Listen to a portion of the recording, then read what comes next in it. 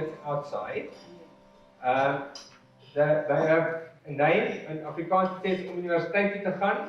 I'm not even sure which of the South African languages this one is, but it's about going to university. So there was a project between some UK universities and about 4 universities in South Africa. It's called the South African Ruralities in Higher Education Project. And they literally gave students who live in rural areas an iPad, and they asked them to go and film their home and talk about the areas, and they're researching what it means for these students.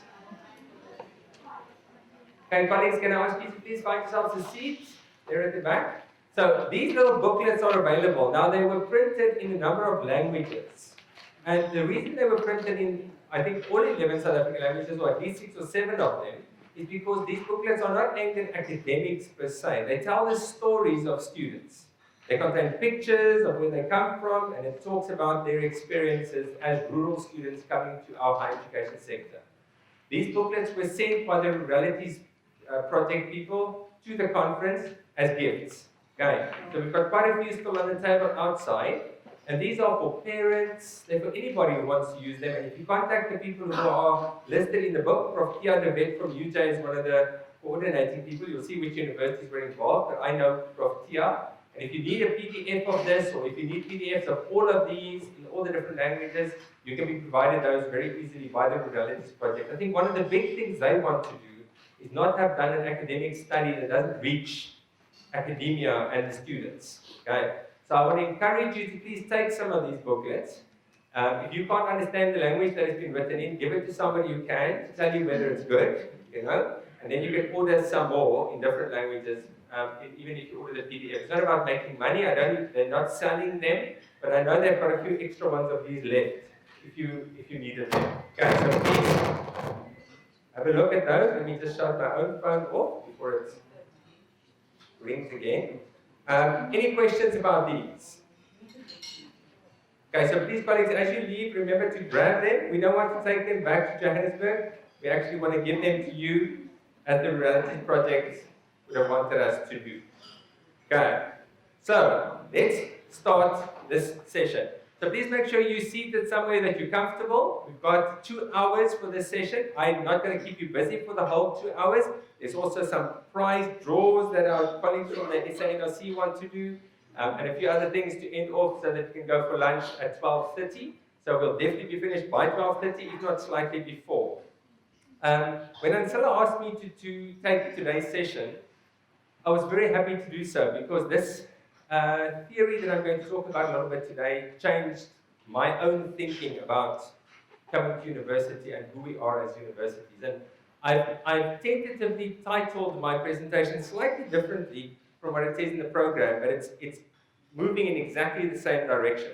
Okay, so let me just get this up and running. There we go.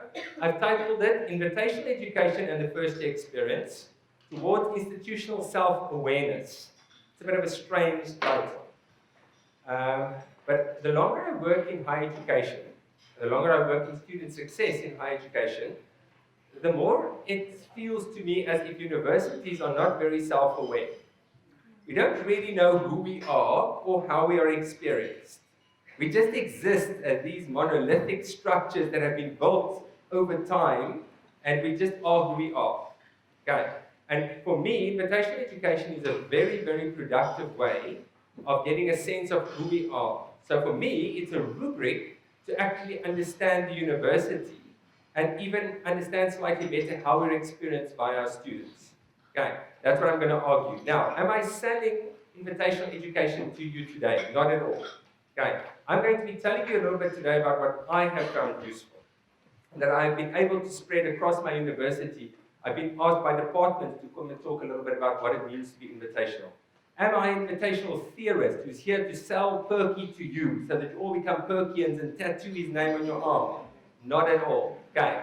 I am actually quite open to theoretical approaches. I think one needs to find your own. What I want to encourage is that you find a theoretical approach for understanding your own context. And when you engage as academics or with academics, that you have a theoretical base from which you are engaging. If you do not have that, all that they hear is some emotion from you. Okay? And I do think we as a community have already moved forward quite a lot in our theoretical approaches, but I want to encourage us to continue doing that, to theorize our own practice, but more, as importantly, to also find base theories that help us understand what we're doing and in which context we work. And for me, invitational education has been a very important one of those. So I'm going to move a little bit the lens further back, because I think for me, the reason invitational education was such a powerful idea was because of a few steps before that. So I want to share that with you. And obviously I'm going to speak from my own philosophical and theoretical point of view. So I want to start by saying that some things have changed in higher education in South Africa, and some things haven't. And for me, higher education is there to serve society. As a matter of fact, it is part of society. And in my view, to a large degree, we have lost contact with society. Let me give you one example. We've got a whole new system of assessing grade 12 than what we had 20 years ago. To what extent do we know what is even being taught up to grade 12 level in the different subject areas when we accept these students? And to what extent do we work on assumptions? The kids who come from school have different strengths than when I went to school. So my daughter's in grade R, and she's Afrikaans, and she did her first English oral this week, Tuesday. That's why I only came on Wednesday morning. She did it voluntarily. But I mean, in grade R, if you put me in front of a class to speak, I would have died. I would have self-destructed at that spot. So clearly my daughter is in a different type of educational system with different strengths and different weaknesses than the one I was in. And as universities, we are aware of the fact that certain things have changed and others have stayed the same. But I think in part we need to point our gaze inward and ask, what has changed out there? What has changed in here? What hasn't changed? And how do we get these two things to speak to each other again? Because I don't think they are speaking to each other sufficiently well at the moment. So, I did this a while back, but I decided to include it in this presentation as well. I went to the best research tool on the planet, Google, and I Googled what students looked like in the 1940s. Okay, and this is what I got. So what has changed in higher education? So if you Google students in the 1940s, that's what you get. Can you imagine your students coming to class dressed like that? Forget about which race and which gender they are. If they came dressed like that, you would die on the spot, right? Because you wouldn't know what to do with it, right? If you then move on a decade, and I can't remember if it was 30s to 40s or 40s to 50s, let me just go in the right direction. This is what you're going to get. Okay? They are students. If you then move a little bit further, you'll see the ties have disappeared, at least in most instances. They look a little bit more relaxed. Look, these chaps at the front are even sitting on their haunches. You can see higher education is starting to relax. If you then move a little bit further into the future, look at that. Can you imagine allowing women into higher education? What is going on? Look at that dress code, look at the hairstyles. And don't think that if we Google 20, whatever year you were in university, we put your picture up in 50 years, people aren't going to laugh. They're going to laugh. Okay, and then we go, I think this was the 70s. And these glasses are very fashionable again, as you will notice. Okay, we're back to those glasses. This actually looks like quite a bunch of rabble-rousers if I look at them. Look at that. Right, completely different from what we had. And then if we move a little bit further into the future to where we are at the moment, that's just one of UJ's residents. Okay, and that's where we are today. Now, obviously, this is a female race. It's not all female. Sorry, Jennifer. Okay. But we've moved massively as a higher education system. And I think many of us, as academics, are very aware of that. And if we work in student success work, we are also very aware of that. My question is, to what extent is the university as a whole aware of that?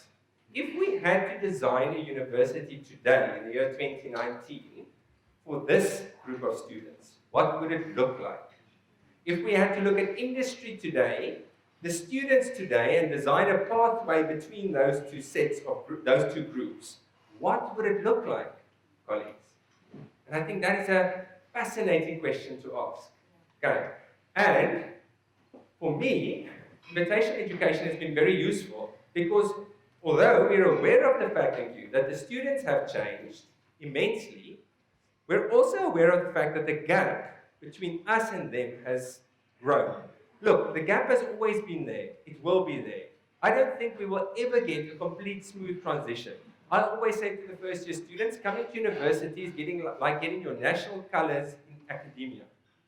You know, you were playing your school's first soccer team, and the next day you walk in with your little school shirt and your little school kit bag into the national dressing room. How's that going to feel like? It's supposed to be a step up, right? It's not supposed to be easy. And I think the gap will always be there. But I think the question is the gap like that, where a jump is necessary, or is the jump much more like that, where you will need an aeroplane to get across? And for me, Fritz, you spoke about responsibility yesterday. And I'm fully with you that the responsibility lies on both sides. Okay, I am completely with you on that. But I think universities will often list a few things that they do and say, so we've done what we needed to do. And although I think in some instances we do more than enough, I also think we are not necessarily aware of the actual gap.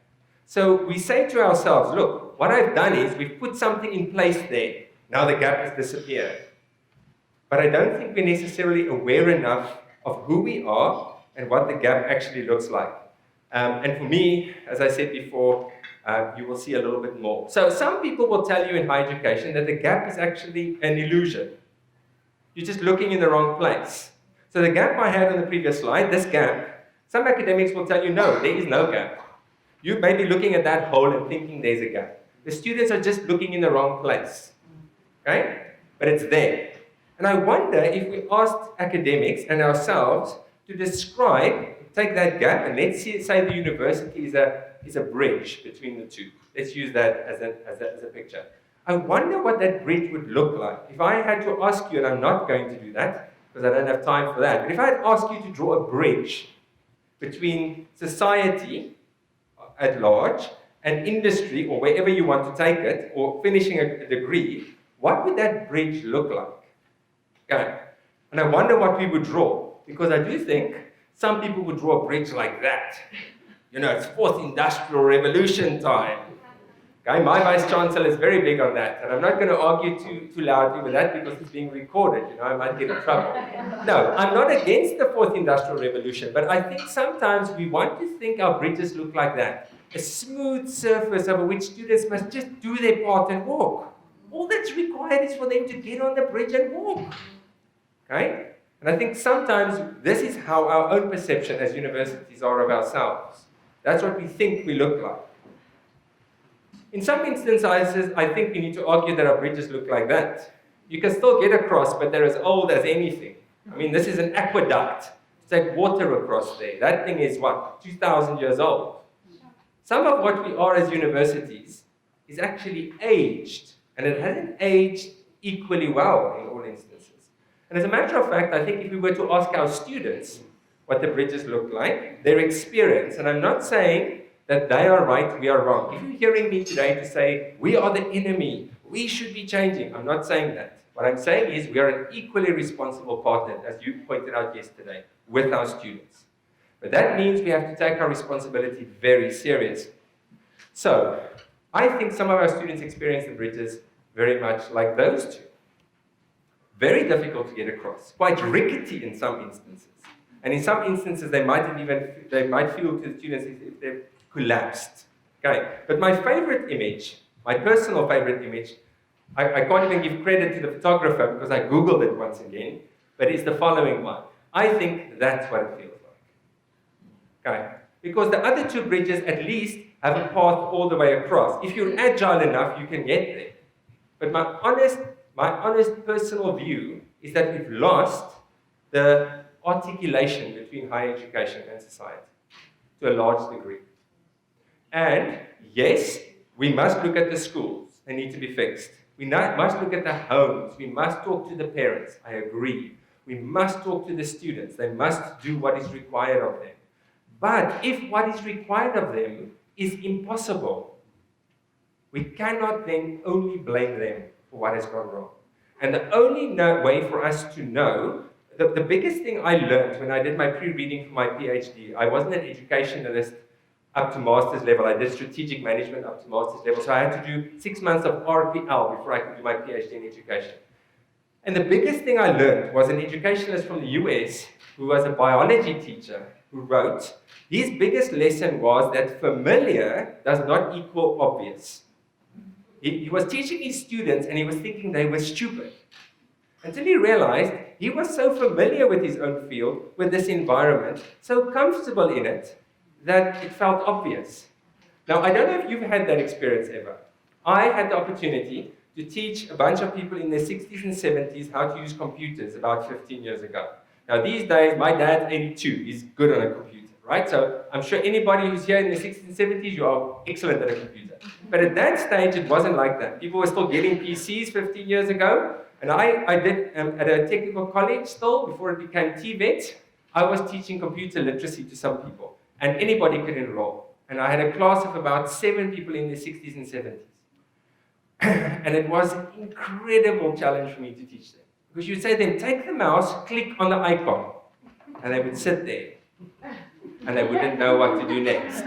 Okay? Literally. And you would go and stand behind them and you would say to them, now take your mouse, and you want to take their hand and do it for them, right? Because it feels, are they stupid? What is wrong with this person? Can't they even click on an icon? And when I read that familiar does not equal obvious, it changed me in my own thinking. Because I am not aware necessarily of what has become obvious to me, but it's only familiar. Okay? And I think in part, as universities, we are very good at being ourselves, at inducting people into who we are, at staying stable. And there's something strong about that. There's something good about that. But I do think it's time that we start asking more questions about who we are and how we serve society and how prepared we are to serve society. Okay. Because I think there are two sides to this. If I take that gap where that bridge is broken, on the one hand, we've got the South African universities, and on the other hand, the South African students. And actually, it should be society and students. Because honestly, I think as universities, we have broken the link to society at large. Okay? We've been taking at my university 2/3 first-generation students, 67% of them, for the past 15 years. What have we done as a university to speak to the parents and those societies where these kids come from? Have we done enough to explain what it means to come to a university? This book that you see in 7 languages about ruralities, we are now in the year 2019, 25 years into democracy. It has taken us 25 years to get a book that is written in 6 or 7 South African languages that explains the experience to parents. 25 years. Okay. So I don't think we can say that the problem is only on one side. I do think the problem lies on both sides, and it's very important that both sides do what is required of them. So where does our system come from? Where does your university come from? A few years ago, we started 2 new universities in our country, right? What did we do when we started them? Did we reimagine university? Did we ask, what would it mean in the year 2019 to be a university? Is that what we did? No. We asked UJ to help start the one, and I'm not even sure who we asked to help start another one. And we built them on exactly the same 2 systems. And I understand the logic, because the 2 systems are working in inverted commas. But we didn't really reimagine what it means to be a university. So our system is based quite strongly on the Scottish or the British system. Okay? And it was built under apartheid education. Although we've got a few new institutions, we've got some mergers, that's where it comes from. All of you know that, right? Okay, we've had massification, we've had massive changes since 1994. We've had so much changing in society, the information explosion, the 4th Industrial Revolution, all of these things have changed. But now I think the question arises, this gap that exists between us and the students. To what extent, as universities, are we aware of what this gap is? And when I say aware, I'm not talking of you as an academic developer who works with students who've heard all of these anecdotal stories. I'm talking of us as a system.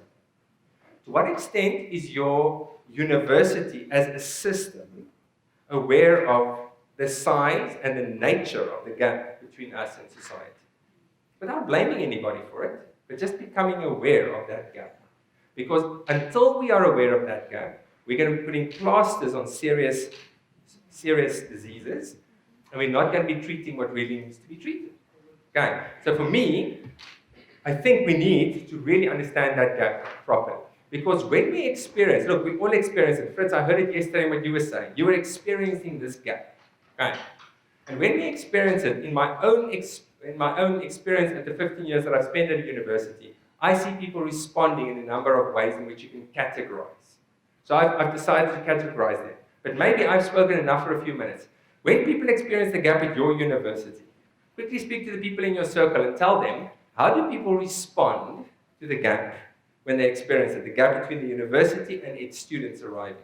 How do they respond? Quickly have a chat in your group about that. Come on.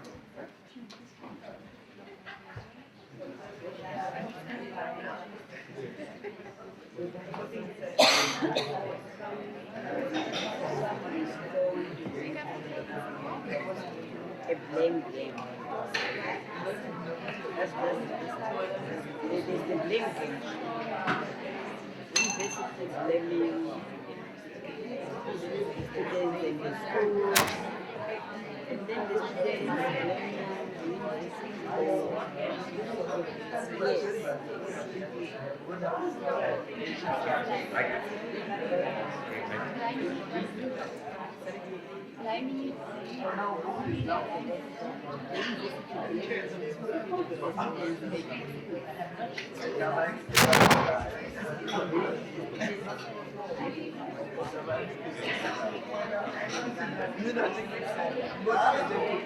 Right. So I'm going to give you another 2 minutes. Another 2 minutes. Please give everybody a chance to speak. 2 minutes.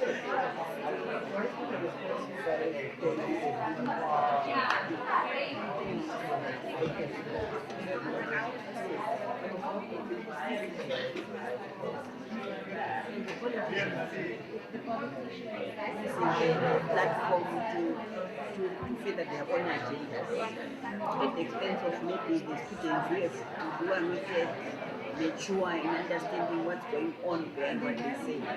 And they run with it. So they provide a platform for students to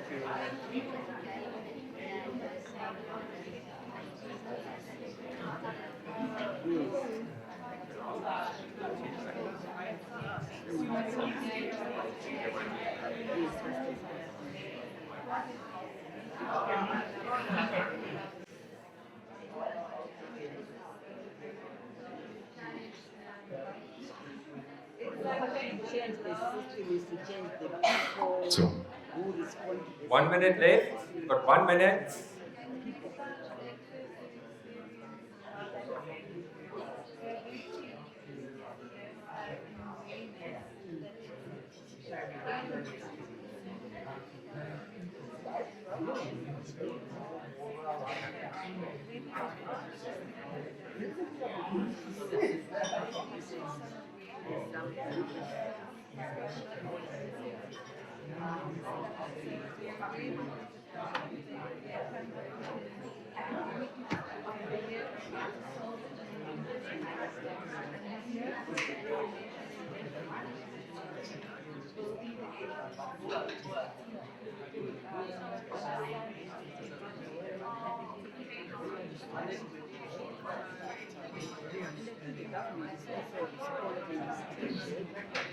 providing resources in terms of promoting these initiatives like this. We want to believe this is also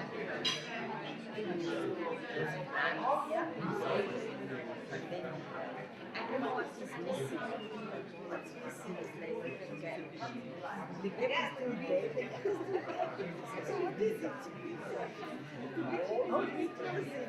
Have it.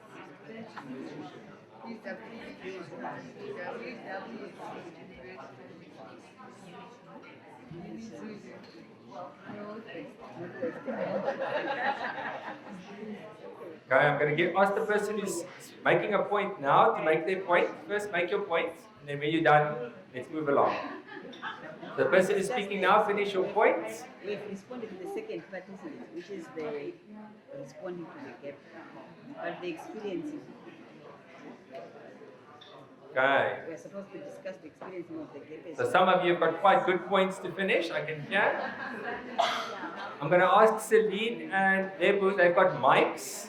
Let's just get a little bit of feedback. So, anybody who wants to, please tell us, how are people responding to this gap? Let's get a hand. Anybody who wants to speak first? Anybody who wants to go first? I'm a teacher, I can be very patient. No rush. Who wants to speak first? Just got one there. Prof. Kondo will come to you next. Okay, let's hear. Hello? Yes. Mic drop. Good. So our group talked about how we respond, how to respond to this, and both from society and university, there was some talk about the fact that some of the responses are often quite met with resistance, like the university dig their heels in, and there's also like response from historical, so this is how we've always done it, and then there's the shift of blame of the students, so these students are not doing what in my day, they should have been this, they should be that. Okay. And then there's also the response that when students do protest or staff do have a strike or they do voice that there's something wrong, even though they can't exactly identify the gap, they know something's wrong, but they're not sure what yet. And when they speak up about that, it's often faced with like being brushed off, like it's someone else's problem. And then there was a last comment about resources and that there is a problem, but we don't have the money for it, we don't have the staffing, we don't have the space, we don't have the stuff to fix it, so we just have to carry on patching our breach, kind of. Thank you for that. Thank you. That was really nice, comprehensive feedback. Anyone else? Prof. Kondo there first, and then we'll come this way.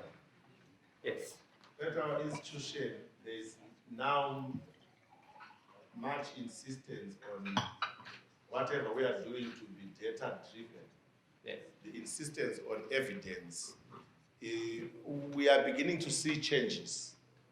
And we are beginning to say, can we really interrogate as an institution why such trends are showing? Like when we look at modules that are not performing, we can go to a dashboard and now say, is it the students? Is it the way? What are the student reviews saying? What are the peer reviews saying?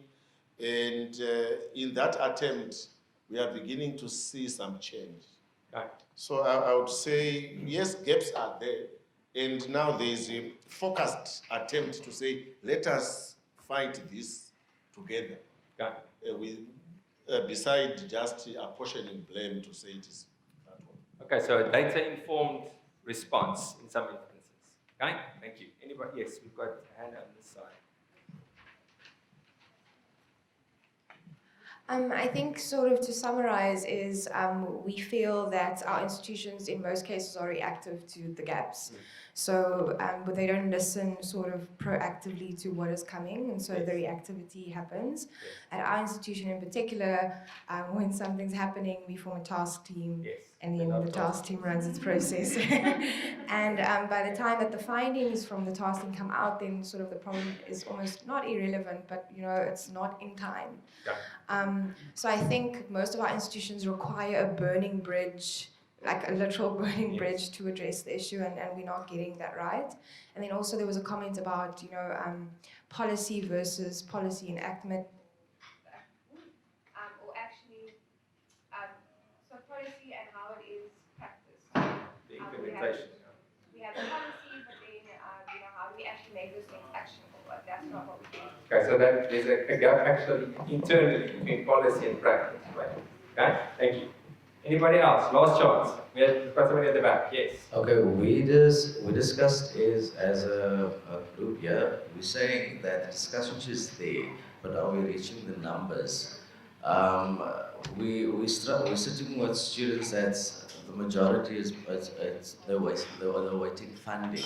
So when we do orientation, that group, the at-risk group, is sitting at the financial aid and accommodation, and those are the ones that actually need to understand what's the gap, and then they are the ones that appreciate. So we also looked at open day, And what happens at Open Day? Is it just information sharing in the sense of this is the course you study, or do they go in detail to discuss what's the gap and preparing them in Open Day, or is it just a marketing gimmick? So we need to look at that as well. Very interesting. Thank you. I mean, some of these things I think we can all associate with the comments that you had. Is there anybody with the last burning comment? Princess got one over there. So to just add to what the others have pointed out, that we also believe that what happens at times is that different components of the institutions, they see and interpret these gaps differently. Yes. So at times, even some of the responses and interventions, they may be pulling in different directions rather than working together as a collective to address whatever gaps that have been identified that needs to be dealt with. So because you have people, say, in the academic departments where they support seeing things differently, the interventions that they prefer may not necessarily coalesce or to work together in the same direction, and that is a problem. Very interesting. Another gap that you're actually pointing out, isn't it? The fact that people see these things differently and have different almost priorities when addressing this, and that there's not always cohesion internally in what we do, if I understand you correctly. Okay, so colleagues, I think what I've heard a lot from what you've said, and I've summarized it in my own way, and I think we're talking the same language. As a matter of fact, I think you've enriched my little list. I wasn't trying to be exhaustive.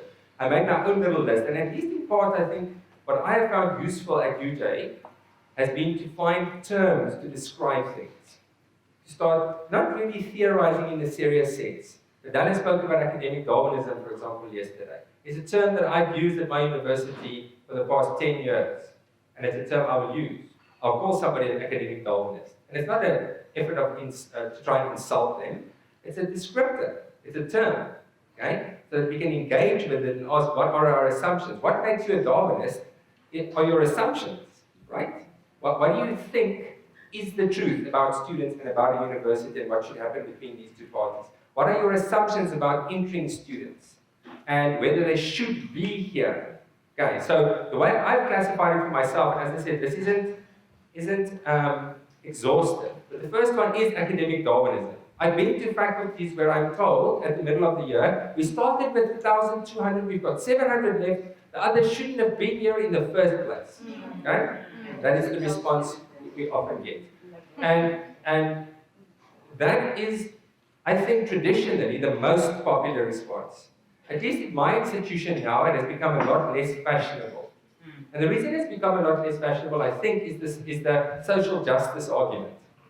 To just say, really, are you saying first-generation students in South Africa from townships, from poor male students, which are the biggest at-risk single group at my university, should not be here? Is that what you say? Are we not striving for social justice? Are the only goals we have at the university to teach, to research, to do community engagement? Is social justice not actually one of them too? Okay, that's a very difficult argument in our current context to argue against. But there are still some academic Darwinists, and I think at some of your institutions, still the majority of people.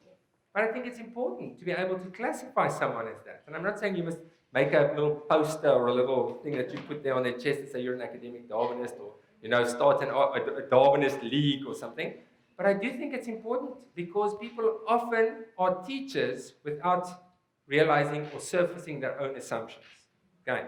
And if I call someone a Darwinist, or if I say that approach is very Darwinistic, immediately that brings up a certain way of thinking and about the students, about life, about university. And we can discuss that then. You can argue with me and say, no, I'm not a Darwinist. And then we can talk about what that actually means. So what is an academic Darwinist? Survival of the fittest. The good ones will survive. Now, what is that assuming? Let's just be clear. It assumes we as a university we are right. We are what should be. The way our degrees and diplomas are structured is the way it should be. What we do is academic quality. Anything else must be a lowering of standards. That's what that assumes.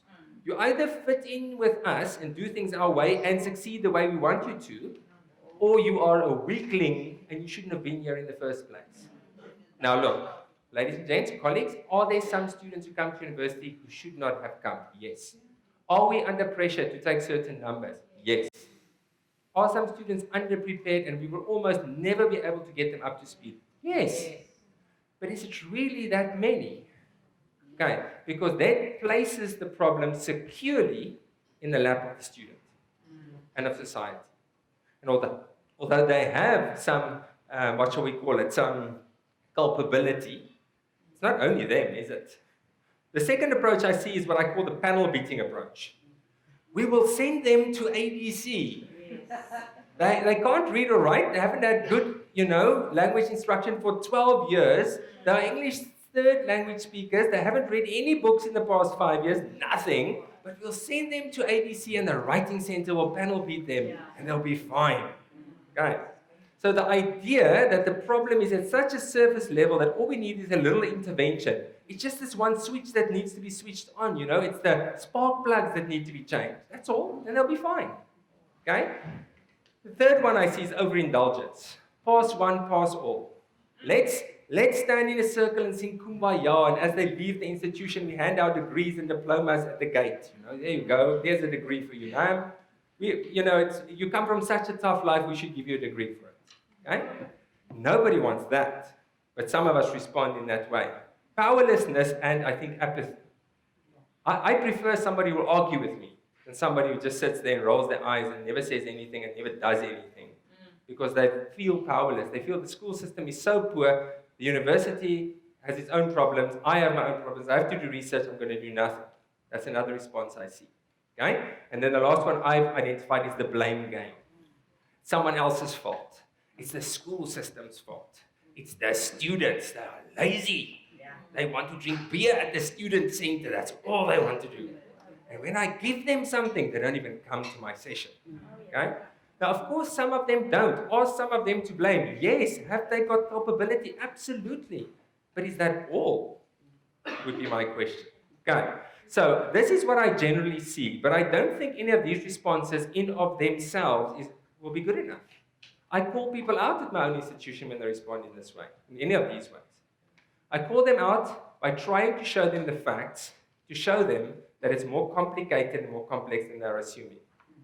And as academics, because all of these approaches, and I need to move along, but all of these approaches, in my view, are unacademic, are not thoughtful, are not data-informed. I'm sorry. Don't make that argument to me at a university. I'm going to slaughter you. Okay, but I can only slaughter you if I know what I'm talking about. If you don't know the national stats, if you don't know your own institution stats, if you don't understand your students, as we've been hearing again and again, all you will be able to do is give them a tissue and ask them to cry with you and sing a song. Colleagues, as academic developers, we should care passionately. But if we don't bring the arguments, we are not helping our students. We are like people in emergency services arriving at the scene to cry with the patient. How does that help anybody? Okay? It doesn't. And as a result, I think our response needs to be much more firm, but I don't mean by that we must hit people in the face or be nasty. We must firm it up internally if we want to respond as student success practitioners and as academics.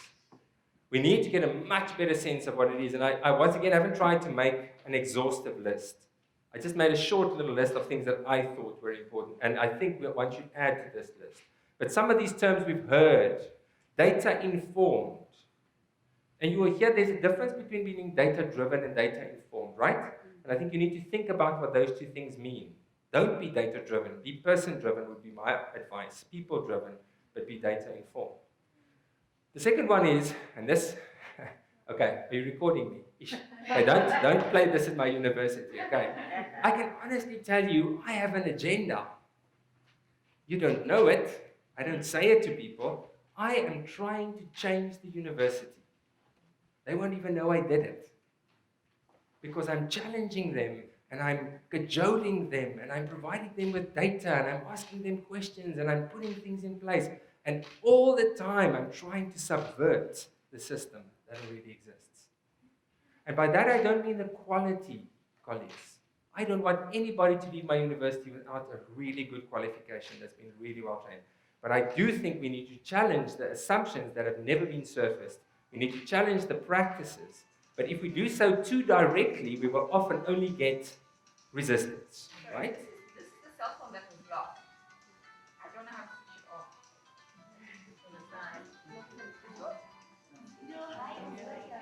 Okay. You have to swipe. Right. So, subversive is my second point. Have you ever thought of yourself as a secret agent with an agenda for a different constituency than just the person paying your salary? Okay? So, have you recorded that? So, don't play that to my university, right? I think we spoke about being activists that first day. What does that even mean? It means that it's not about you. It means that you put yourself on the line for other people. But if you're going to walk in front of a bus and you're going to say, look what a wonderful activist I am, and the bus flattens you, you've done nothing for anybody. If you're not going to be a thoughtful activist who doesn't just put yourself out there to be slaughtered, but to go and make a real difference, but to be an activist means you're going to have to be hard-nosed and hard-headed. You're going to have to take some punishment and not just, okay, you can cry, but then come back and take some more. That's what you need to be an activist, in my view. Okay? And then the fourth one I've got there is, I think, probably for me in this list, the most crucial. Institution facing. Who are your clients as an FYE practitioner? Are your clients the students? Are they your friends? Are they the good ones and the lecturers are the bad people? Or are you supposed to be, at least in part, I'm not saying wholly, but institution facing? Because if you change 5 academics, you've changed the experience of 5,000 students per annum. If you change 5 students, you've done well, I commend you for it, but your efforts are very limited to those 5 students. On the way here, ironically enough, and this I couldn't believe happened, I got on the aeroplane at 6 o'clock on Oliver Tambo. A guy came walking past, smartly dressed. He's got a very interesting little lapel thing on here. He says hi to me, I say hello, and he walks past and he sits 2 seats behind me. It's a student who was in the BCom extended program at UJ in 2007. He's now a compliance manager for Nedbank. He calls me back and he says, are you on sale? I said, yes, I am. And we had this interesting chat about where he's gone in life. Now that is wonderful, colleagues. It made my day. But I do think we need to be institution facing because we stay there. Students come and they go and they leave. But if you want to really have an FYE that impacts, we need to change the institutions. And then lastly, I think thought-provoking and thoughtful. And what I mean there is, I think we need to develop a bedside manner that challenges without putting people in their panic zones, without making enemies out of everybody. Thoughtfully, theory-informed, prodding. They must know when you come to a meeting. They can't just say what they like. You're going to be ready with an argument, with some information. Okay, right, let me move on. So, I think for me at UJ, invitation education has become a rubric for understanding my university better and for challenging it better. And therefore, I want to run you through it. Now, I have just printed the first page for all of you of an article written by Perky and Novak. It's about a 10, 11-page article that's freely available. I haven't broken any copyright laws. You're welcome to go and find it on invitationaleducation.net or .org. Both of them you'll find it. You can print it from there. It's a nice detailed summary of invitation education. But I just printed you the first page because it's got a nice summary of it here at the bottom. You'll get these. I don't want to give them to you right now because you're going to look at the paper. I'd rather have you listen to me. Okay. So, I think invitation education is a very good rubric for understanding our institution. It's a good way of looking. It's a pair of glasses that allows us to break the institution into parts and to classify what we're doing. So let me explain to you what it is, and I'm not going to spend too much time on the definitions. So this is where it came from. This was the oldest article I could find, and there might be older ones, but this was February 1991, as you will see there. It was still typed, I think. That looks like real typing. At the top it says, document rescue, I think, or resume. No, resume. Resume. Okay, this is an old article for our purposes, okay? But it says, William Watson Perky, what is invitation education and how does it work? I just put a picture of him up there.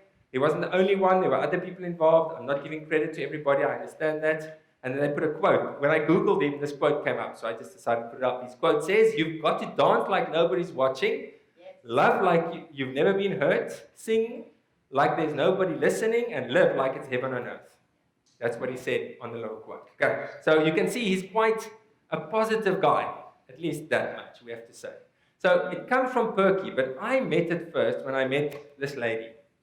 Betty Siegel came to visit UJ. She first came to Stellenbosch for the Stellenbosch colleagues, and she came to visit us for a day. As you can see, she's a wonderful lady. She's a small, little old lady, and she came to visit us, and she had some sessions with us at UJ. I'm now talking 2010, 2011-ish, so it's about 10 years ago. Maybe even just before that, 2007, 2008. And, I mean, she looks harmless, but she is subversive, let me tell you. She's got these huge glasses, as you can see, and she's got a different pair of frames for every dress she wears. So when she comes in her blue dress, she's got these beautiful blue glasses, and she looks at you. And she's this petite, small little lady. And she came and she spoke to us about invitational education for the first time. And I remember her saying, as academics, we prepare our PowerPoints, we get our study guides ready, we prepare everything, and then they send us the wrong students. And then we all burst out laughing. Okay? And then she said, you're exactly right to laugh. There are no wrong students. The students you have are the ones you're supposed to have. They're the ones you're supposed to teach. If you've taken them, you've got a moral responsibility to teach them. You can't then say they're the wrong students. Then you should not have taken them in the first place. That's what you should have done. Okay? And we just sat there and our eyes grew this big and we thought, yes, okay, it's very difficult to argue with, I would say. Okay? Once you've taken their money and them, and their hopes and their dreams. We spoke about those dreams a bit earlier. What do we promise? Once we've taken them, we've made a promise, right? And she challenged us at UJ on this. And then she spoke a little bit more about invitational education and being invitational. And since that time, we've used these terminologies in my institution. So I've got a theoretical, I'm not an invitational educationist in total, but I use these categories when I speak to people quite a lot. So let's go into what it is. So there you see the website, invitationaleducation.org or .net. They'll take you to the same place. It's you can find many more academic articles on this. This is just the home of the International Society for Invitational Education or something to that effect. Okay, if you go there. So what they say is, invitational education is a theory of practice that addresses the total educational environment, social, physical, cognitive, spiritual, and emotional. So firstly, it's a way of looking at education holistically, at all of it. But please notice that it is very much institution-facing. Not only, but very much. Who invites whom? Who is inviting whom in education? Do our students invite us anywhere? Not really, do they? We are the ones who are doing the inviting work. Okay? It's a process for communicating caring and appropriate messages intended to summon forth the realization of human potential. It sounds very positive. I love it. I think we will all love it to some degree. And obviously, we don't want to know about it. And it's democratically based self-concept theory for working with people and constructing positive school or university cultures. So it's about constructing a culture. Okay, so let's move on. As I said, you can have all of these. The slides are there. You don't have to make any notes. So what are the assumptions? I'm not going to spend a lot of time. So what do we assume? If we're invitational in our approach, these are the things we start with. And we can be proven wrong, of course. An assumption is not so strong that reality cannot prove you wrong. On one of our campuses now, I've started a conversation with some of our colleagues. We've got 4,000 students in one group who are particularly negative, and they're changing the whole feel of that campus. And I've now started a conversation with colleagues. How do we change that 4,000? How do we address them as a group? And these are some of the assumptions we will start with. Okay, respect speaks for itself. Okay, nobody's the enemy. Everybody is in this together. We are partners in that sense. Okay, trust. So we want to work together. We're going to try and find a way of working together and find a way that works for everybody. Okay, so it's trusting. Optimistic, believes we can find solutions. Okay? It's not just moaning and saying, oh, you guys are too rough on the students, but you don't care about them. It's not just that. Yes, that's important too, but it's optimistic. It's saying we can change. And then the most important one, intentionality. It doesn't happen by accident. We choose to make it happen. And that's where the subversiveness, I think, comes in very strongly. How do we make this happen? How do we become intentional about it? So that we see what we want to see. So, what invitational education does, and we're almost at the end of the presentation, so if you're almost asleep, as long as you don't snore. It's happened to me once, actually. So here's another anecdotal story. About 18 months ago, I spoke at a group of people. It was completely non-university related, luckily. And I was in the middle of this talk, and I thought I was doing well, and the next moment I hear... I looked up, and there was this chap sitting across me. His wife was sitting next to him, pumping him in the ribs, you know. Okay, that was a first for me. I've had people fall asleep, but not snore. That was new. So what invitational education does, it divides the university into 5 Ps, 5 domains. It says university consists of people, places, policies, programs, and processes. Okay, and I mean, we could now spend a bit of time on each of these, and of course there will be some overlap sometimes between these 5 things. It's not as if they are completely separate, watertight categories. But I think there is almost nothing that I can think of in a university that you cannot place in one of those 5 categories. It's quite comprehensive, isn't it? Something is either policy, or it's a physical space or place, or it's people, or it's programs, or it's a process. Okay. And it says we can evaluate a university's culture and create a culture by looking at those 5 and by changing those 5. That's what we need to try and address. And the reason the starfish is up there, it's not my idea, it's the Invitational Education's idea. They say a starfish has 5 arms, and when it wants to open a really tough shell that you can almost not break with a stone, the starfish puts its 5 arms around the shell and it opens it with all 5. And the metaphor there is to say, if you want to change your university, these are the 5 things you must address. And the nice thing is, if a starfish does it that way, and I haven't actually checked their biology, so if there's a biology lecturer here who wants to correct me, please do. But if they correct me, each of these arms on their own is not enough. And they don't have to be exceptionally strong, each of them, because the 5 together creates a powerful force by working together. So there's the first, for me, big bit of power in the invitational approach. It helps you identify the areas of the university that you must evaluate and that you must try and address. You must try and address the people, the places, the policies, the programs, and the processes. Understand them and change them if necessary. Okay. Let's move to the next one. So there they just break it down, and I'll send you this. This is, once again, as you can see, it's as old as the mountains. It's still typewritten, but that's how they break it down. And they give you a bit of a description, policies. And then they try and list a few, but they're not trying to be exhaustive, of course. You would have to do this for your own university. And now the bit that for me is the most powerful part of this. Now we live in a time where people are supposed to be able to do exactly what they want, whenever they want. We don't judge people. Okay, I know. But invitational education is, in one sense, slightly different from that. It says that you can function in these 5 areas on one of 4 levels, and the 4 levels are not equal. They are actually ordered from a lowest level of functioning to a highest level of functioning. Now, when we say it's invitational, it doesn't mean it's easy. It doesn't mean it's dumbing it down. It means it's self-aware, and it's open to say, come in, come try, come take your responsibility that you spoke about yesterday seriously and make something of it. If it's responsibility in the student that is lacking, they should fail, no doubt. But if it's the system, the people, the places, the policies that's stopping them, that is problematic, because that's our responsibility. Those are the things we can change, okay? And as a result, it says you can function on those 5 areas, in one of 4 levels. And obviously, each of these 4 levels will occur all over the place. It's quite a complex analysis, and you would actually use this in individual areas more than anything else. What are the areas? The first way in which you can function is to be intentionally disinviting. In other words, on purpose, you don't want people in. I mean, we all came from universities where you would sit in a class and they would say, look to your left, look to your right. One of the 3 of you will pass at the end of this semester. Right? Decide who it's going to be. Or, if we move a few years back before that, we put up signs on the top of the door that says, Slechts Blankes, whites only.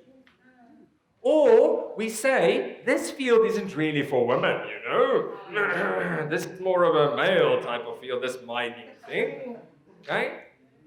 Those are all ways of being intentionally disinviting. Now, we've broken down a lot of that in our country. We've taken down the signs. We have said women can go wherever they like, in any industry they like. So I think, in most instances, you should not find a lot of intentionally disinviting behavior, people, places, policies at your university. It might be worthwhile looking, okay? But if you find one, it will be shocking. Because to be intentionally disinviting basically means you are telling people, I don't want you here. Get out. Okay? In their face. So that's quite rare. Because it's got intentionality to it. The second level, I think, is much more prevalent. And that's to be unintentionally disinviting. In other words, you get it wrong by accident. You speak in a certain way and you don't realize how it's being experienced by your students. You put a good thing in place, a good thing in your view, in your nice paternalistic understanding of what it means to be a student. You put this program in place and it doesn't work. As a matter of fact, it makes it worse. And then you ask yourself, how did that happen? I had the best intentions. As the English teach us, the road to hell is paved in good intentions, isn't it? So you have good intentions, but you're unintentionally disinviting. By accident, you show people the door. You show them they are not supposed to be here. Okay, you give them the feeling that this isn't really their space. Okay, now I think one can look at a number of examples there. You can look at the names we give to places. You can look at the way in which we phrase some of our forms. You can look at some of our policies. So at my university at the moment, we're in a system where we're asking, if you've got one module that is a prerequisite for another module, in other words, you must pass this one to be able to access this one. We're saying that's a good idea if you can conceptually explain to us why it should happen. If you are just doing it because historically it was there, it is unintentionally disinviting. And we don't agree with that. You must have conceptual reasons, and if you give those reasons, perfect, keep it as a prerequisite. But prerequisites make people get stuck in the system, and they are unintentionally disinviting. What is the difference between intentionally and unintentionally? Your culpability. When you're unintentional, we all make mistakes, right? Intentional means you're doing it on purpose, right? So that's the second lowest level of functioning. Unintentionally disinviting. The third level, this is getting a bit higher, is to be unintentionally inviting. You get it right by accident. Often we try stuff, it works, and we are just as surprised as the students. What? It worked! Wow! But the problem with that is next year we try it again and it doesn't work and we're completely shattered. But it worked last year, why isn't it working? And it's often because we're unintentional. We get it right, but it's by accident. Okay, we haven't surfaced what it is that's making it work. We haven't surfaced what are the assumptions and the theories that actually help us make this work.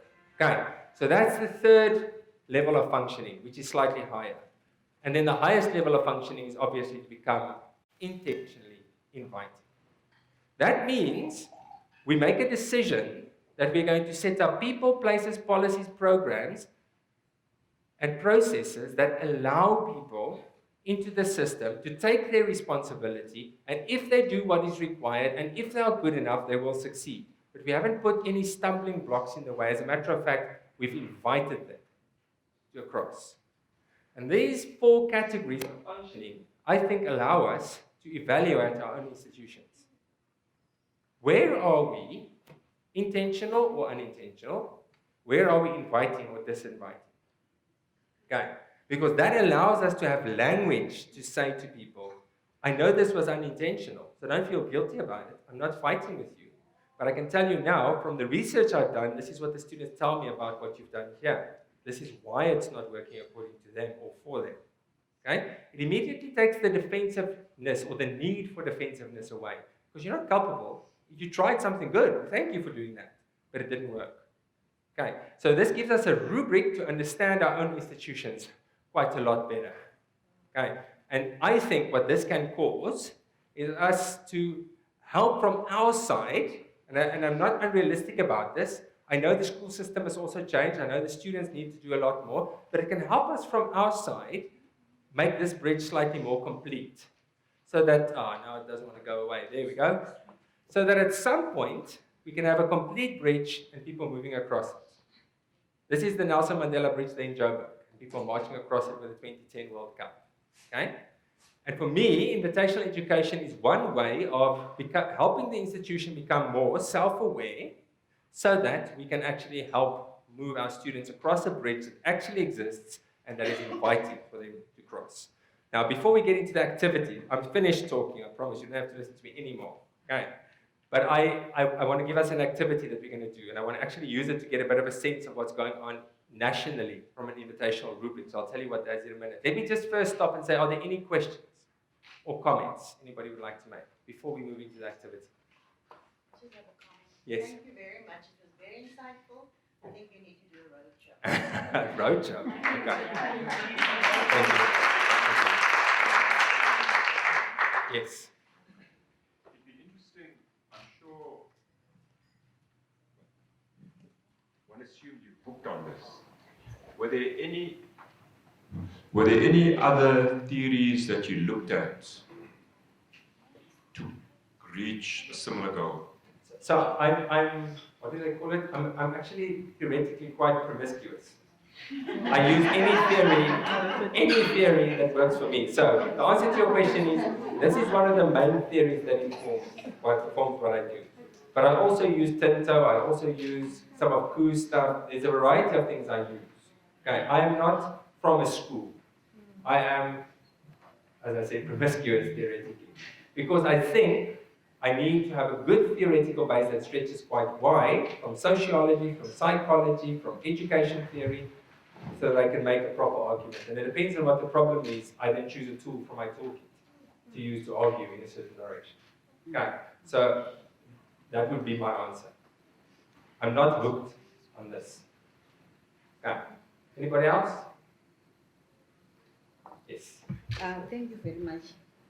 I think you need to take this debate further and maybe address a higher level group of people so that they understand how they should, what they should do in their institutions. Yes. Right now, we are the people on the ground and we don't have a voice to take this further. So I hope you'll get an opportunity to do that. Well, help me get the opportunity and I'll try. I can't promise you that I'll get it right, but if I can't get into any of your institutions, I have nowhere to go. You are my friends and my colleagues, you are the people I speak to. But I want to go back to the point of being an activist and being subversive, Elizabeth. Don't underestimate your power. And by that I don't mean you're going to grab the Vice Chancellor and put her or him up against the wall and say, become invitational. No, or even get to their office. What I mean by that is if you change the environment around you, you'll be surprised at how that can grow. So in that sense, I think universities change best when they change organically, not through restructuring or revolution. They change when we grow them in a certain direction. So I wouldn't accept your position of powerlessness. And I would say, come on, you've got people that you can influence. Start this type of conversation. I'm not saying become an invitation education necessarily, but take this wherever you can go and see where it takes you. Okay. We are 120 people in this room. If each of us are able to work with 10 people, that's 1,200 people across the sector that we're trying to influence and subvert. Okay, and I think that's what I would say we need to do. That's how you change a place. Anybody, before we move into the activity, last chance? You're welcome to talk to me afterwards. Yes.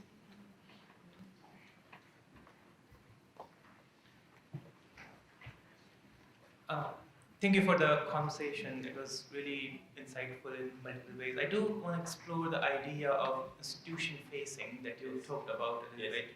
And then probably, I probably didn't understand it right, or probably we need to know a little bit more about it. But my sense was that you talked about how the institution is going to be there for longer, and you took an example of how if you hire 5 academics, you're influencing 5,000 students a year. Versus if you do that at the student level, the impact is only on those 5, right? But my understanding has always been, and I still kind of believe that the higher education, universities, all of this is about students. Yes.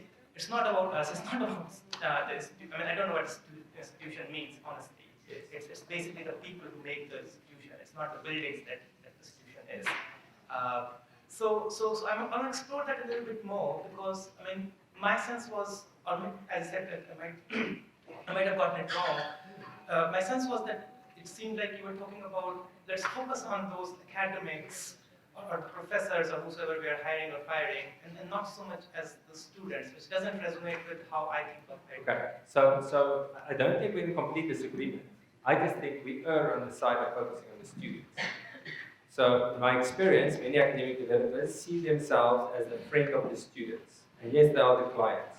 But let's be clear, unless you're working for UNISA, the vast majority of contact those students will have with the institution will happen in the classroom, not with you. The vast majority. Their experience of that university is almost 80%, I'm just sucking that from my thumb, of course, based on their experience in the classroom. And if you accept the ideas I've given today as some sort of a rubric to understand the university, what this is saying is that we are not neutral as an institution. And yes, we're not the buildings, although the buildings count too. Okay? If a person with a certain disability cannot access a certain area, that is problematic. The building speaks to that person. At my institution, I think you can write a very interesting article about the architecture, from the old Rao building to the new Madibeng building that was built for the top management and how they are interconnected. There's a lot of interesting stuff, but that's not why we are here today. My point is to say, when I say be institution-facing, I'm trying to say that, yes, help the students that are in front of you. Yes, do your job as well as you can. But also turn your face towards the institution. Otherwise, you are just part of the status quo. Either you're part of the status quo or you're changing the status quo as a member of staff. And you are a member of staff. And I'm arguing that if you're activists, and if you are going to be subversive, you're not trying to subvert the students. You're trying to subvert some of the ideas, not all of them, but some of the ideas within the university. And what we are and what we think we should be. Okay, so that's what I mean by being institution-facing. I'm just saying, don't just work with the students. If you have any option of changing an academic's views, or helping them develop, helping them grow, or if you can be a part of a committee that's looking at the naming conventions of the buildings in your that can make a difference. Okay, so that's what I mean. I think what we need is in 10 years to have institutions that are more focused and friendly to the students we are accepting now. Not easier, not degrees or diplomas that mean less, but institutions that have adapted to society as it is today. That's what I think. Okay? Thank you, Andre, for an interesting presentation. If you want to go back to that slide for the intentional, and unintentional, my comment here at the back was the very first one, where we know that it should not be intentional anymore. I think so. All of this is about the culture. Yes. That we need to acknowledge and be mindful for, because what happens now in the new South Africa, it is definitely not visible anymore. That intentional disinviting, the new South Africa made it not visible. In the past it was visible, it's now invisible, but it's there. And that's the thing that we need to find. And I think it has to do so all the levels about how to change the culture. And I think to just answer or try to advise the lady over there, how you infiltrate the system, how you can make a difference, is precise to get to know which committees are doing what. And try to get allies and people that sit on the committee, because that's unfortunately how we structure. That's how you can start. So make friends, play the game. And once you're in, then you change it from within. And for our friend here, is absolutely right. It's about changing the mindset of our academics, changing the mindset of the people who have the most impact. That we really need to start to remember and understand. It's not about the students shouldn't be there. It's about how can we help, and all students, they have potential. So how can we take that further? So the only thing I would say is let's not dichotomize the two things. It's about both. I don't want to change the institution to not affect the students. Nonsense. I'm not interested in building my own little kingdom. I'm trying to create an environment that is intentionally inviting for students. So I don't think we need to dichotomize the two. If your job is to work with first-year students in orientation, where are my Free State colleagues? Please do it, and do it well, and work with them and be passionate and do what you need to do. But also, in the meetings where you sit, try and challenge the institution as you move through it. Do both. That's what I'm saying. Okay, so shall we move to the activity? I think we've had very interesting interaction. So I want to try something. And I'm not sure how well this is going to work, but let's give it a go. So I've got about another 20 minutes of activity, then we're done, and we're going to hand over to Ancilla, and then we can go for an early lunch if you want. So I've now identified the 5 areas. You will see them on these whiteboards. There it says processes, that one says programs, that one says policies, that one says places, and that one says people. Okay, so those are the 5 domains. You're now going to get some sticky notes in your group. You will see, can I just have one of the packs? I'll show them. So one of the packs will have a yellow or a light green. Those are for the invitational actions at your institution. Things that you think are already invitational of student success. Okay? The other color, whether it's orange or pink, is for the things that are disinviting at your institution. Okay? So what I'm going to ask you to do, and I'm not asking you to write on both. You're welcome to, but I'm not going to ask you to necessarily do that. So first, for your own context, think about those 5 areas of the university, and maybe make a note or 2 about things that are disinviting and things that are inviting of student success. That's what it must invite. Okay? Inviting or disinviting, and then I'm going to give you a chance in the group just to share with each other some of the stuff that you've written, and then I'm going to ask you to paste it on these boards. Okay? I want to see what colors these boards end up to be when you paste it. So if you want 2 or 3 pieces of paper about being inviting or disinviting, please take as many as, I mean, we don't have thousands and thousands, but take as many as you need. Write things that are inviting or disinviting, and then we're going to share it in the group and then paste it up to see what the picture looks like in terms of processes, programs, policies, places, and people in our institutions. Okay. If you have a question, I'm going to be around, you can just ask.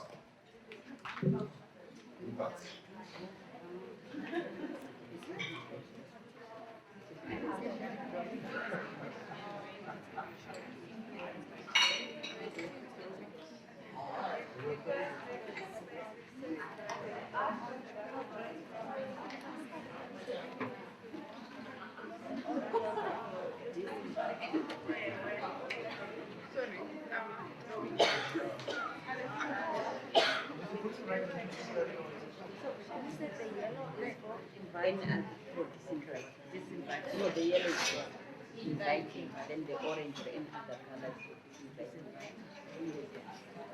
Yellow and green are inviting.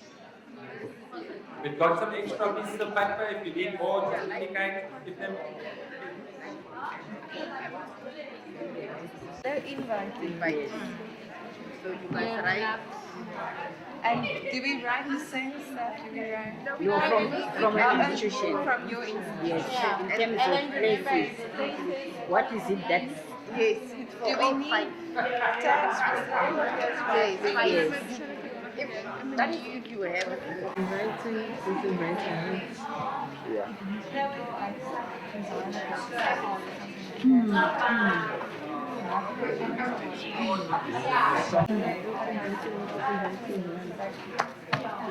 Even the they should. I think is it the place? I think is it the place between what we think but did I give you access? Did I invite you to come there in the first place? So this for me. So before creating that environment. Down. Can I ask you to please try and write them down? I'm interested to see what you're going to put up on the board. So I would really appreciate it if you're willing to.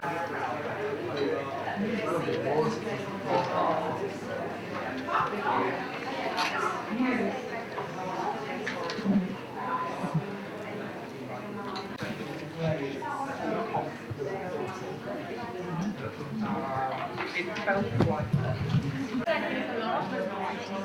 So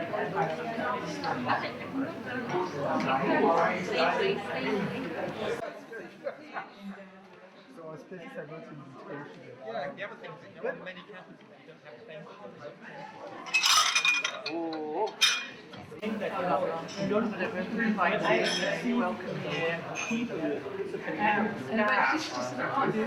be asked to be referred to by Names, not familiar names, both within the country and across the continent. So I think that it's something that we can see as an invitation. If you go to the education faculty and you go up the stairs, you have pictures of all the former deans of education, and they're all white men.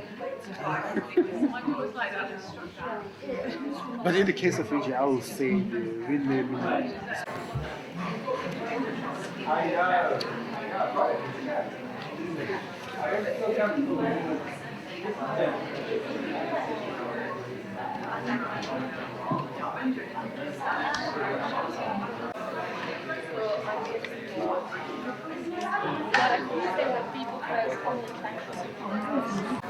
Should we go instead?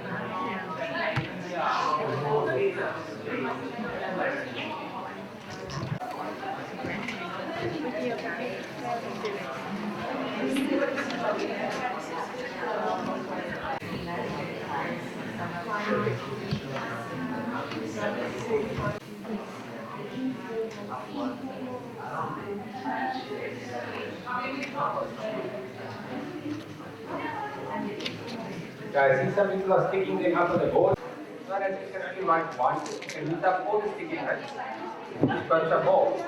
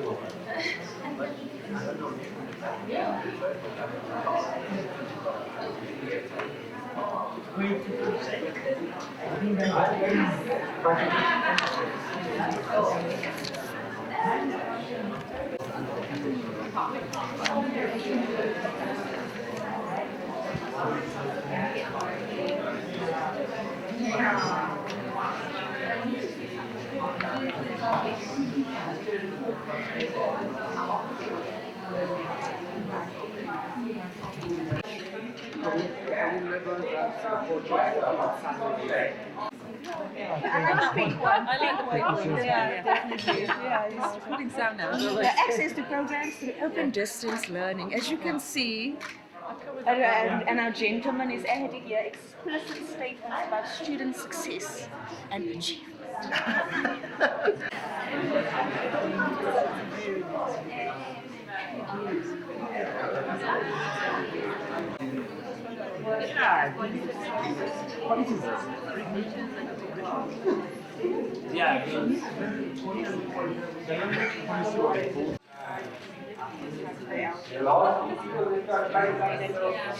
Even disabled, like physically disabled.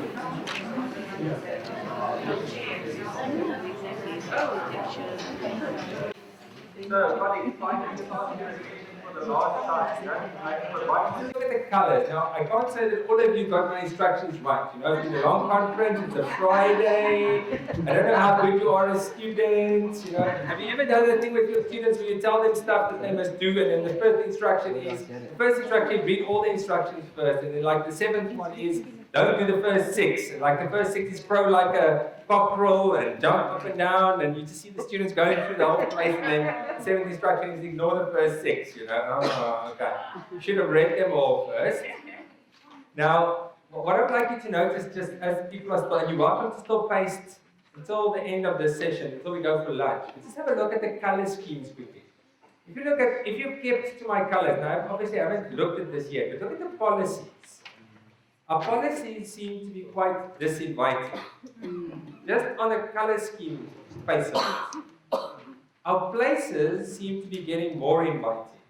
There's clearly still some issues, but it's about a 50-50, maybe slightly more inviting than disinviting. Okay?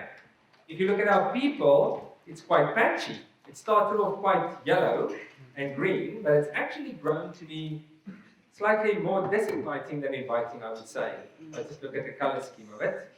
The processes are problematic. Okay? They seem to be slightly more disinviting. And then the programs, I would say, once again, we're 50-50. Now, some of you might have felt you needed to write one inviting, one disinviting thing that might have given us 50-50. Doesn't really matter. What I'm going to do is I've asked my colleagues from the SANRC to take these home.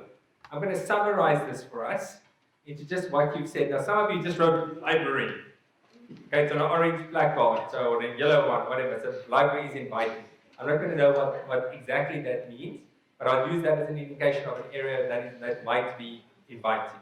Okay. So if you want to still add to this, please add. And then just as a last chance, is there anybody who still wanted to make a comment or ask a question? Because then I'm going to end the session there. Yes, sir. In your presentation, I heard you saying that we need to prepare for the students that we have, the current students that we have, Yes. right? So then I think it's a sort of a question. We prepare our teaching material before we see the students, right? Maybe on the previous year. And then we meet the students. So do we then go back and maybe give ourselves maybe a couple of weeks to learn the current students that we have, and then redesign the content that we have already designed? So my question is, do we do that or we don't? We just use what we previously designed. Okay, so I'll give you a personal view. So the personal view is that firstly, I don't think things change that quickly usually. I think if we gather in student data over time, we see trends, generally speaking. The only time I've seen a real shift was when the fees must fall. I've been asking students for 12 years, what is your mother tongue? Or English is my what level language? I've been asking them for 15 years. And suddenly, in the year that we had fees must fall, that jumped up by 10% and it stayed higher. It was at about 65%, and suddenly the status element of being English has disappeared, and another 10% of students are suddenly self-identifying. The rest of the profile has stayed the same as usual. My point is, I think there's an element of continuity. It's not as if we can customize education in a massified system to the individual. We can look at trends. What proportion of my students are first generation? I've been asking for the past 6-7 years, my institution, how many books were there in the house in which you grew up? How many books did you read for fun in the last year? Now that's fascinating to see that these kids are not reading, you know? And they come from homes where there are no books to read. Okay? And as a result, that must change our expectations. But that's a trend. It doesn't change because our student population stays relatively stable. So on the one hand, I think we can prepare ourselves if we know who our students are. What Jennifer said and Dylan said, we need to know who our students are, right? If we have a good sense of who they are, never a perfect sense, but a relative, because we can prepare for that group. Then I also think we must work at being slightly more agile in the time in which we live. We don't live in a time where things stay stable for 30 years anymore. We need to be slightly more agile. And there I think we could make adjustments. But those should be relatively minor adjustments in a year. We shouldn't have to read them. We don't have the time. You know, we literally can't do it. But I don't think that's going to be massively detrimental in my experience. I think if we know who they are, we plan for the trends, we will almost certainly get 80 to 90% of it right. And maybe some small changes. There's a comment there at the back.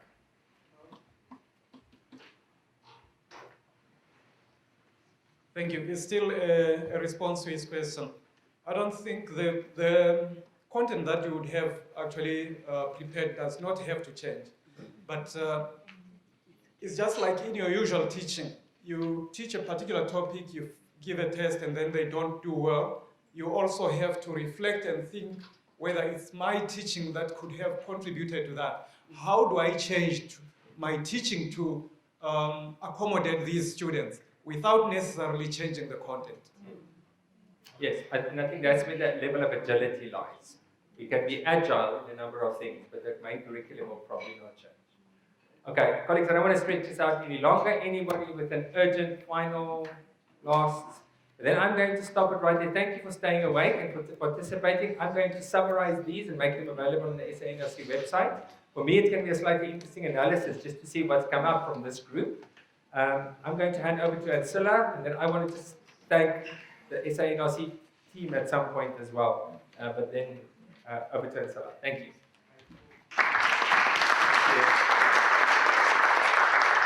Colleagues, I want us to give another round of applause to Andre. That was amazing. I think we've been left with a lot of incredible food for thought. And in fact, I really must commend Andre because he introduced me to the principles of invitational education. And in so many ways, it's been personally enlightening for me and in many ways life-changing. It's even changed the way I parent, the way I'm a mother to my child, the way in which I interact with the world. So this is a huge amount of food for thought, and I encourage you to to digest this, to sort of take a few days to process this and think about how it really applies to yourselves as individuals, to yourselves as teachers, as higher education professionals. We didn't want to do too much deep digging. We just wanted to leave you with this message and hope that you'll be able to process this in the days to come. So, we have come to the end of the session, and it's been an amazing one. I'm going to ask you to please, when you are leaving, I'm going to ask you to leave by that door, and there's a reason why we're asking you to leave by that door, and you'll see that there are bean bags that are closing off this door. We're going to leave you with a small token of what we consider to be our approach to invitational education. So it's a little surprise to end off these last 3 amazing days with all 120 of you. Thank you so much. It's been such a privilege to have shared these last 3 days and to listen to the conversations and to feel this national conversation slowly taking shape. It's been amazing, so thank you again.